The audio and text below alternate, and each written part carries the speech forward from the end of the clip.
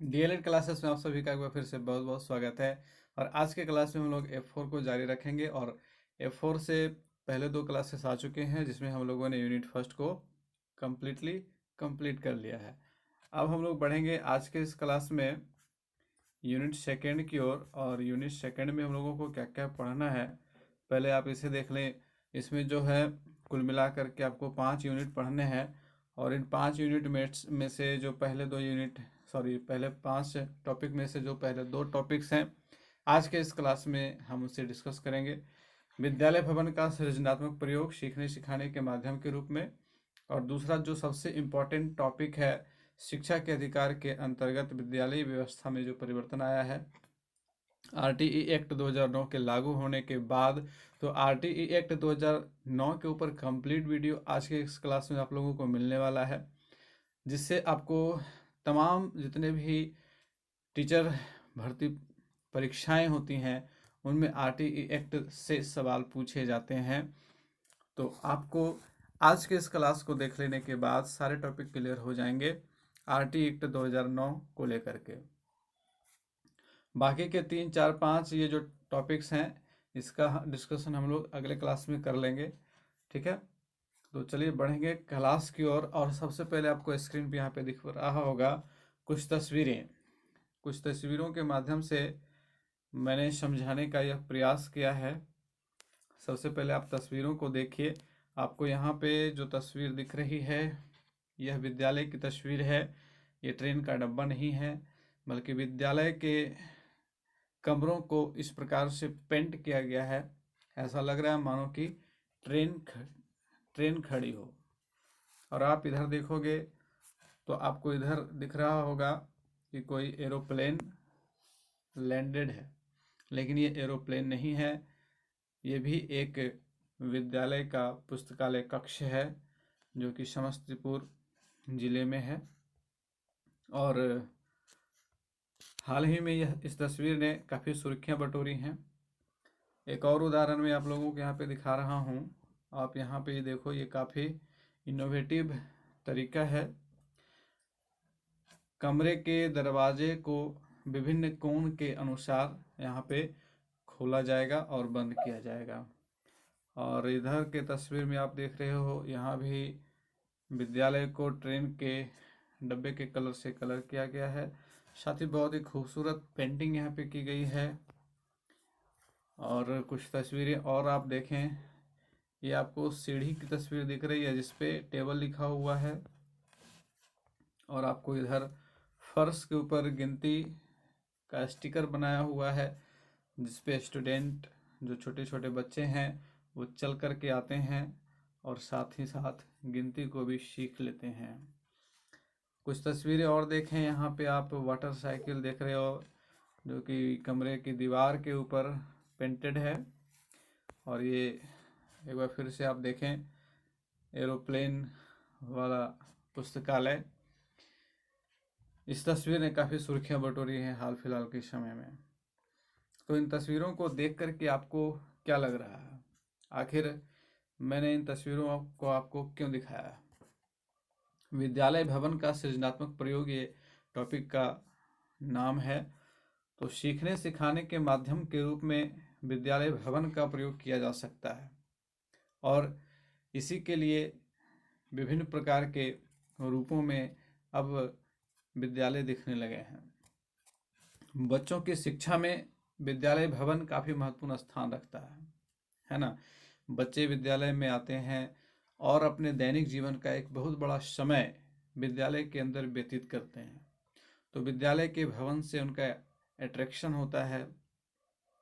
विद्यालय के भवन का काफ़ी प्रभाव उनके ऊपर पड़ता है। इसलिए विद्यालय भवन को सिर्फ एक कंक्रीट की इमारत नहीं समझ करके इसे बच्चे की सृजनशीलता के विकास का स्थान समझना चाहिए। इसलिए विद्यालय भवन की बनावट ऐसी करनी चाहिए, ऐसी होनी चाहिए जिसके अंतर्गत बच्चे की कल्पनाशीलता को विस्तार मिल सके और वे नए मौलिक विचार वस्तु का निर्माण कर सकें। इसलिए विद्यालय भवन को एक जीवंत तत्व के तौर पर देखने की ज़रूरत है जिससे बच्चे रोजाना अंतःक्रिया करते हैं और बहुत कुछ सीखते हैं। और इसके लिए सरकार ने एक अभियान चलाया है जिसे बाला नाम दिया गया है, building as a learning aid, यानी कि भवन को एक शिक्षण अधिगम के तौर पर इस्तेमाल किया जाने वाला संसाधन बनाया गया है। ठीक है, आप इसे याद रखेंगे, बाला का full form building as a learning aid. ठीक है, यानी कि विद्यालय का भवन एक शिक्षण सहायक अधिगम के रूप में। तो इसके तहत विद्यालय भवन को आकर्षक बनाया जाता है। विद्यालय भवन को विविध रूप दे करके उसे बच्चों के लिए एक सीखने का माध्यम बनाया जाता है। विद्यालय के दीवारों पर विभिन्न प्रकार के चित्र बनाना, प्राथमिक कक्षाओं की दीवारों को नीचे से 4 फुट की ऊंचाई तक चारों तरफ, है ना, चारों साइड में, जितने भी साइड आप देखोगे कि प्राथमिक कक्षाओं का जो आकार होता है वो चौकोर, वर्गाकार या आयताकार नहीं होकर के हेक्सागोनल होता है ना, षटभुजाकार होता है। आनंददायी कक्ष के रूप में भवन को बनाया जाता है। उसका ऊपरी सिरा भी गुंबद के आकार का होता है। तो ऐसा इसलिए किया जाता है ताकि वह कक्ष जो है वो आनंददायी हो, वहाँ आवाज़ जो है बच्चों की वो आवाज़ गूंजे, और नीचे से 4 फुट की ऊंचाई तक चारों तरफ से काले रंग से पेंट कर दिया जाता है, श्यामपट्ट का रूप दे दिया जाता है, और बच्चे उस पर आराम से स्वतंत्र रूप से कुछ भी लिख सकते हैं, चित्र बना सकते हैं। ठीक है, तो इसीलिए दीवार को जो है 4 फुट की ऊंचाई तक काले रंग से पेंट करके श्यामपट्ट का रूप दिया जाता है। फर्श के ऊपर रेखागणित की आकृतियां बनाना, फर्श के ऊपर बहुत तरह की रेखागणितीय आकृतियां बनाना, है ना, विभिन्न प्रकार के कोण बना देना, विभिन्न प्रकार के शेप्स बनाना, ट्रायंगल, रेक्टेंगल, स्क्वायर, सर्किल, ये सभी। कमरे के दरवाजे को विभिन्न कोण के अनुसार खोलना बंद करना, एक अंकित कर देना कमरे के दीवार के नीचे, है ना, जहाँ से दरवाज़ा खुलता है तो वो कुछ कोण बनाते हुए दरवाज़ा खुलता है ना। अब कोई बच्चा जब कक्षा के अंदर आएगा तो शिक्षक कह देंगे उसे कि 45 डिग्री के एंगल पर दरवाजे को बंद करके आओ, तो वह 45 डिग्री सीख रहा है, उसके दिमाग में 45 डिग्री का एंगल क्रिएट हो रहा है ना। दूसरा बच्चा जाता है, उसे शिक्षक कहते हैं तुम्हें 60 डिग्री पर कमरे के दरवाजे को लगा कर आना है, तो उसके दिमाग में 60 डिग्री का एंगल क्रिएट हो रहा है। तो ये सारे इनोवेटिव तरीके हैं। भूगोल के अनुसार बालू के टीले, मिट्टी के पहाड़ इत्यादि बनाना, है ना। अगर आप नदियों का उद्गम बताना चाह रहे हो, हिमालय से निकलने वाली नदियों का उद्गम, तो आप मिट्टी के पहाड़ बना सकते हो, इसे हिमालय की श्रृंखला का रूप दे सकते हो। बीच से आप नदी का एक नमूना निकाल सकते हो जिससे बच्चे वास्तविक रूप में चीज़ों को समझ सकें, मूर्त रूप में चीज़ों को समझ सकें। कक्षा की दीवारों पर पेंटिंग के माध्यम से विभिन्न वस्तुओं के नाम उकेरना इत्यादि बाला पेंटिंग के अंतर्गत आते हैं, है ना। आप लोगों ने देखा होगा कि कक्षा के कमरों के ऊपर छोटे छोटे बच्चों के जो भी सीखने की चीज़ें होती हैं, A for Apple, B for ball, ये सब उकेर दिया जाता है ताकि बच्चों की नज़र जब दीवार पर पड़ती है वे उन सारी चीज़ों को देखते हैं, उनके अंदर जो है वो सबकॉन्शियस माइंड में सेट होते जाता है। प्रिंट समृद्ध वातावरण इसको कहते हैं, प्रिंट समृद्ध परिवेश का रूप इसको दिया जाता है, और इसे बाला नाम दिया गया है। ठीक है, building as a learning aid. ठीक है, अब हमारा दूसरा पॉइंट है शिक्षा के अधिकार के अंतर्गत विद्यालय व्यवस्था में परिवर्तन, और इसके लिए हमें सबसे पहले RTE एक्ट 2009 को समझना है। RTE एक्ट 2009 कैसे आया, इसके पीछे कौन कौन से परिकल्पनाएं रहीं, किन किन प्रमुख बिंदुओं का योगदान रहा। तो सबसे पहले हमें समझना है कि संविधान का निर्माण हमारा जब हुआ था तो शिक्षा को अनुच्छेद 45 के अंतर्गत नीति निर्देशक तत्वों के अधीन रखा गया था। ठीक है, अनुच्छेद 45 में शिक्षा को रखा गया नीति निर्देशक तत्व के अंतर्गत। ठीक है, लेकिन 1976 ईस्वी में 42वां संविधान संशोधन हुआ और शिक्षा को समवर्ती सूची में लाया गया। समवर्ती सूची का मतलब होता है कि समवर्ती सूची के अंतर्गत जो भी बिंदुएं रहेंगी जो भी योजनाएं रहेंगी उसमें राज्य सरकार के साथ साथ केंद्र सरकार, दोनों ही सरकारों का उसमें योगदान रहेगा। दोनों ही सरकार उस पर नियंत्रण रखेंगे, उस पर नियम कानून बनाएंगे। तो इसे समवर्ती सूची में शामिल किया गया शिक्षा को 42वें संविधान संशोधन 1976 ईस्वी में। इसके पहले राज्य के अधीन थे शिक्षा, और राज्य अपने अपने तरीके से शिक्षा व्यवस्था को लागू करती थी, शिक्षकों की भर्ती करती थी, लेकिन उसमें बहुत तरह की खामियां देखी गई। इसलिए 42वें संविधान संशोधन 1976 के द्वारा शिक्षा को समवर्ती सूची में लाया गया। अब इसके बाद एक वर्ष आता है 1993। 1993 ईस्वी में एक बड़ा परिवर्तन देखने को मिला। पी उन्नीकृष्णन एक व्यक्ति हुए आंध्र प्रदेश के अंतर्गत। इन्होंने आंध्र प्रदेश सरकार के ऊपर शिक्षा को लेकर के परिवाद दायर किया। इनका कहना था कि 6 से 14 आयु वर्ग तक के बच्चों को शिक्षा मिलनी चाहिए, शिक्षा बच्चों का मौलिक अधिकार होना चाहिए, और इसके लिए उन्होंने सरकार के ऊपर ही केस दर्ज करा दिया। ये परिवाद पहुंचा सुप्रीम कोर्ट ऑफ इंडिया में, सबसे सुप्रीम कोर्ट में पहुंचा। वहां पर पहुंचने के बाद उन्नीकृष्णन की जीत हुई और सुप्रीम कोर्ट ने माना कि शिक्षा बच्चों का मौलिक अधिकार होनी चाहिए। शिक्षा को मौलिक अधिकार के रूप में माना गया। तो एक बड़ी जीत शिक्षा के क्षेत्र में वहां पे वर्ष 1993 के अंतर्गत हुई। अब इसके बाद जब सुप्रीम कोर्ट ने अपना वर्डिक्ट दिया तो इसके ऊपर मंथन शुरू हुआ, बहुत सारे विचार विमर्श का काम शुरू हुआ, लेकिन उसमें भी काफ़ी समय लगा। फिर आया 2002, इसमें 86वां संविधान संशोधन होता है, और इस संविधान संशोधन के द्वारा संविधान के भाग 3 में अनुच्छेद 21 क जोड़ा गया। अनुच्छेद 21 क जोड़ा गया और शिक्षा को बच्चों का मौलिक अधिकार बनाया गया। ठीक है, लेकिन फिर 2003 से लेकर के 2007 तक इसके ऊपर परिचर्चा चलती रही, मंथन होता रहा। इसके बाद इम्प्लीमेंटेशन हुआ। 15 दिसंबर 2008 को इसे राज्यसभा में मंजूरी दे दी गई। राज्यसभा में मंजूरी देने के बाद 4 अगस्त 2009 को संसद द्वारा इसे अधिनियमित कर दिया गया, और अंततः 1 अप्रैल 2010 को पूरे देश में आरटीई एक्ट लागू कर दिया गया। तो आरटीई एक्ट 2009 में कंप्लीट हुआ, इसीलिए आरटीई एक्ट 2009 इसका नाम पड़ा। पूरे देश में लागू होने की तिथि 1 अप्रैल 2010 है। आप इसे भी याद रखेंगे, ये काफ़ी इम्पोर्टेंट पॉइंट्स हैं जिसे आपको याद रखना है। तो इस प्रकार से आरटीई एक्ट 2009 अस्तित्व में आया। अब आरटीई एक्ट 2009 क्या है, मैंने इसकी किताबें आप लोगों को उपलब्ध करा दी गई हैं।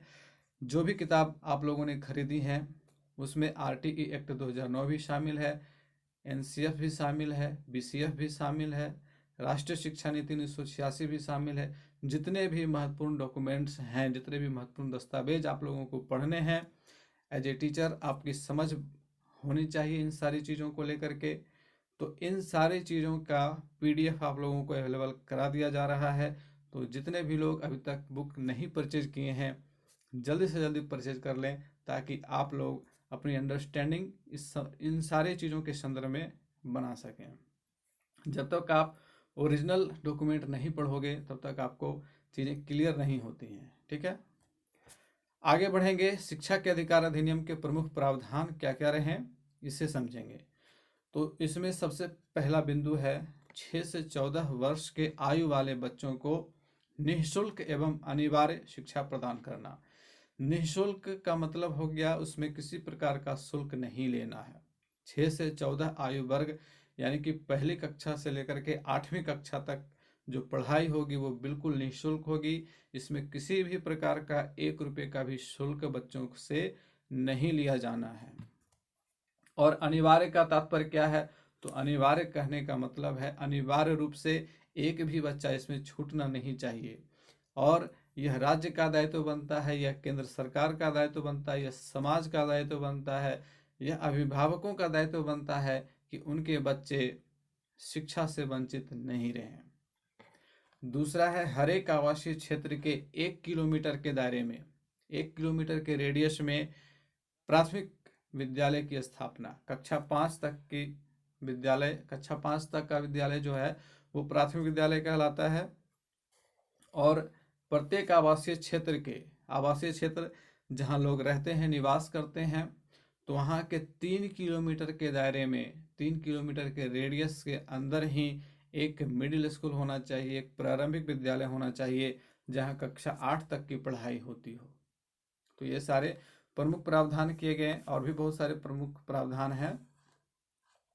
अगला है प्रारंभिक शिक्षा। वर्ग 8 तक की पढ़ाई या 14 वर्ष तक की आयु पूरी होने तक किसी भी बच्चे को किसी भी कक्षा में असफल घोषित नहीं किया जा सकता है। यानी परीक्षा में फेल करने की नीति खत्म कर दी गई।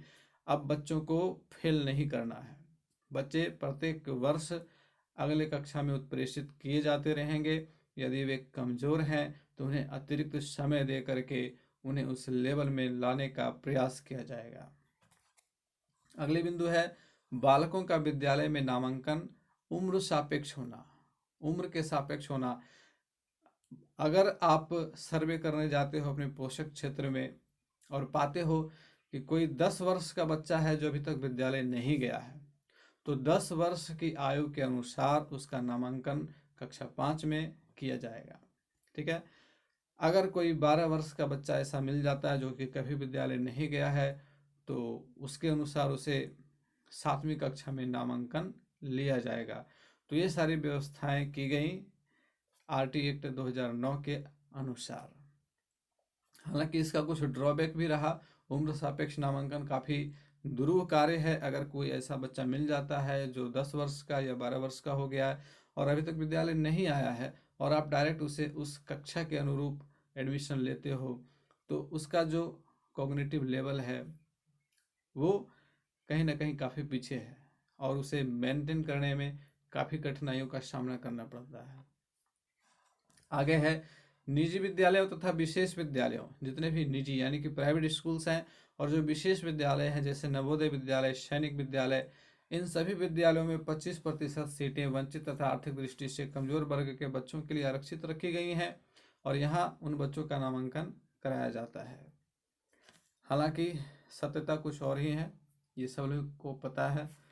खैर, आगे जो प्रावधान है वो उसे समझेंगे। विद्यालय में प्रवेश देते समय विद्यार्थी तथा अभिभावकों के साक्षात्कार नहीं लिए जाएंगे। ये जांच नहीं की जाएगी कि विद्यार्थी को कितनी जानकारी है या फिर अभिभावक को क्या नॉलेज है। ये सब कुछ नहीं मतलब है। आप बच्चों का उम्र देखो, उम्र के सापेक्ष उसका नामांकन ले लो। विद्यार्थी से किसी भी प्रकार का शुल्क लेना वर्जित है, तो निःशुल्क के अंतर्गत बता ही दिया मैंने। किसी बच्चे को शारीरिक सजा या मानसिक यंत्रणा नहीं दी जाएगी। बिल्कुल सजा के विरुद्ध यहाँ पे नियम बनाए गए। और यदि कोई व्यक्ति या कोई शिक्षक ऐसी सजा देते हैं तो उनके खिलाफ अनुशासनिक कार्रवाई की जाएगी, यानी कि उनके खिलाफ केस दर्ज हो सकता है, FIR दर्ज हो सकता है। इसलिए बच्चों को पीटना नहीं है, बच्चों को किसी भी प्रकार से डांटना भी नहीं है। आप अपने अंदर सुधार करो, अपने टीचिंग प्रैक्टिसेस में सुधार करो, टीचिंग मेथड में सुधार करो, लेकिन बच्चों को आप पीट नहीं सकते हो, बच्चों को किसी प्रकार का सजा नहीं दे सकते हो। आगे है छात्र शिक्षक का अनुपात 30:1 का रखा गया है आरटी एक्ट 2009 के अनुसार। तो ये सारे प्रावधान आरटी एक्ट 2009 के अनुसार किए गए हैं। अब जो परिवर्तन देखने को मिला है शिक्षा के अधिकार अधिनियम के कारण, शैक्षिक व्यवस्था में जो परिवर्तन हुए, विद्यालय की व्यवस्था में जो परिवर्तन देखने को मिला, वो क्या क्या रहे आप इसे अब समझें। सबसे पहला है हर एक विद्यालय क्षेत्र तक, यहाँ पे होगा हर एक आवासीय क्षेत्र तक। ठीक है, विद्यालय क्षेत्र नहीं बल्कि आवासीय क्षेत्र। हर एक आवासीय क्षेत्र तक विद्यालय की पहुंच हो गई। विद्यालय गांव-गांव, कस्बे-कस्बे में खुल गए। दूसरा है विद्यालय भवन को निर्धारित मानकों के अनुरूप, यानी कि चहारदीवारी, बालक बालिका के अलग अलग शौचालय, रैंप इत्यादि के साथ बनाया जाने लगा। और आप जितने भी नए विद्यालय देखोगे उन सब में ये सारी सुविधाएं उपलब्ध मिलेंगी। हालांकि ये अलग बात है कि अगर कहीं पे भ्रष्टाचार हुआ है तो भ्रष्टाचार का जो आप दुर्भाग्य कह लो उस गांव के, उस कस्बे के लोगों का कि उन्हें उस ढंग का विद्यालय नहीं मिल पाया है। लेकिन सरकार के ये सारे प्रावधान आरटी एक्ट 2009 के अनुसार लागू किए गए हैं और जहाँ की जनता जागरूक है वहाँ सभी जगह अच्छे विद्यालय देखने को आपको मिलेंगे। विद्यालय में अब कोई कमी नहीं रहने दी गई है सरकारी विद्यालय के अंतर्गत। आगे है विद्यालय भवन में कक्षा कक्ष के साथ साथ खेल का मैदान। लेकिन खेल का मैदान ये सिर्फ कहने को है, ये कागजी बातें हैं। धरातल पे बहुत ही कम विद्यालय हैं जहाँ खेल का मैदान उपलब्ध है। बहुत ही कम विद्यालय ऐसे हैं जहाँ पर्याप्त मात्रा में खुली जगह है जहाँ पे बच्चे प्रार्थना कर सकते हैं। मेरा भी विद्यालय है तो वहाँ काफ़ी कंजेस्टेड एरिया है, थोड़ा सा भी खुला जगह नहीं है जहाँ के बच्चे अच्छे ढंग से प्रार्थना भी कर सकें। तो ये जो है वो कागजी बात बन कर के रह गई है। विद्यालय भवन के साथ साथ खेल का मैदान सभी विद्यालयों में उपलब्ध नहीं है, कुछ एक विद्यालय हैं। इसका परसेंटेज की अगर बात करें तो पूरे बिहार को अगर ले लें तो 80 to 85% ऐसे विद्यालय हैं जहां खेल का मैदान नहीं है। 10 to 15% ऐसे विद्यालय जहां खेल का मैदान है। आगे है गुणवत्तापूर्ण शिक्षण हेतु प्रशिक्षित शिक्षकों की नियुक्ति। ठीक है, प्रशिक्षित शिक्षकों की नियुक्ति। आप यहाँ पे देखेंगे, गौर करेंगे कि गुणवत्तापूर्ण शिक्षण हेतु प्रशिक्षित शिक्षकों की नियुक्ति की बात की गई आरटीई एक्ट 2009 के अनुसार। और इसके आने के बाद ही सीटेट, बीटेट, जितने भी टेट एग्जाम शुरू हुए, teacher eligibility test, RTE act 2009 के लागू होने के बाद ही शुरू हुए। बिहार के अंदर सबसे पहले 2011 ईस्वी में टीईटी की परीक्षा आयोजित की गई थी और इस परीक्षा के बाद जो शिक्षक सिलेक्टेड हुए वही कारगर शिक्षक वर्तमान समय में हैं। बाकी पुराने जो शिक्षक चयन की पद्धतियां रही हैं उसमें बहुत सारी खामियां थी, जिसके वजह से शिक्षा में काफ़ी ज़्यादा गिरावट देखने को मिला है। लेकिन आरटीई एक्ट 2009 के आने के बाद शिक्षक भर्ती प्रक्रिया में व्यापक सुधार हुए हैं। हालांकि भ्रष्टाचार अभी भी है। भ्रष्टाचार के प्रति सरकार का नज़रिया जो है वही सही नहीं है। सरकार की मानसिकता के कारण भ्रष्टाचार होता है शिक्षक नियुक्ति प्रक्रिया में, और इसमें कोई दो मत नहीं है कि अगर सरकार चाह ले तो अच्छे शिक्षक ही केवल नियुक्त हो पाएंगे। लेकिन सरकारी प्रक्रिया में इतनी सारी खामियां हैं कि उसका कहना ही क्या है। इस पर फिर बाद में कभी बात होगी। आप यहाँ समझें, अगली जो बिंदु है कि गतिविधि आधारित और बाल केंद्रित शिक्षण, ये भी आरटीई एक्ट 2009 का ही देन है कि बच्चों को गतिविधि आधारित और बाल केंद्रित शिक्षण की वकालत की गई और इस पर ज़्यादा जोर दिया गया कि गतिविधि आधारित शिक्षण हो और बाल केंद्रित शिक्षण हो। टीचर सेंटर्ड एजुकेशन को खत्म करते हुए चाइल्ड सेंटर्ड एजुकेशन लागू किया गया। तो ये सारे कुछ प्रावधान थे जिसके कारण हमें विद्यालय भवन में विद्यालय व्यवस्था में परिवर्तन देखने को मिलता है। ठीक है, तो ये आपको आरटीई एक्ट 2009 के अनुसार जो परिवर्तन देखने को मिलते हैं उसकी चर्चा हो गई। अब जितने भी टॉपिक बचे हुए हैं 3, 4, 5, इसकी क्लास हम लोग आगे के क्लास में देखेंगे। तो मिलते हैं फिर से अगले क्लास में, तब तक के लिए गुड बाय, टेक केयर।